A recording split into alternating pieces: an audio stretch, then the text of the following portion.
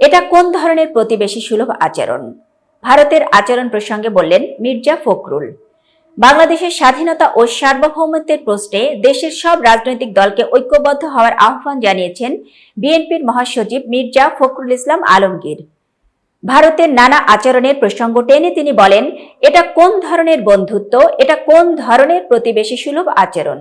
স্থানীয় সময় গতকাল মঙ্গলবার সন্ধ্যায় যুক্তরাজ্যের ইস্ট লন্ডনের রয়্যাল রিজেন্সি হলে আয়োজিত এক সমাবেশে প্রধান অতিথির বক্তব্যে মির্জা ফখরুল একথা বলেন।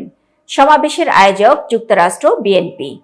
ভারতের আগরতলায় বাংলাদেশের সহকারী হাই কমিশনে হামলা, পতাকা নামিয়ে আগুন দেওয়া, কলকাতায় বাংলাদেশের উপ হাই কমিশনের সামনে সহিংস বিক্ষোভ, সিলেট ও বেনাপোল সীমান্ত দিয়ে উগ্রবাদ ভারতীয়দের বাংলাদেশে প্রবেশের চেষ্টার প্রতিবাদ জানান যুক্তরাজ্যে সফররত বিএনপির মহাসচিব। তিনি বলেন, এটা কোন ধরনের বন্ধুত্ব, এটা কোন ধরনের প্রতিবেশী সুলভ আচরণ? বাংলাদেশের সংখ্যালঘু নির্যাতিত হচ্ছে এমন একটি মিথ্যা ও বিভ্রান্তিকর তথ্য ছড়িয়ে বাংলাদেশের সার্বভৌমত্বকে হুমকির মুখে ফেলার চেষ্টা করা হচ্ছে।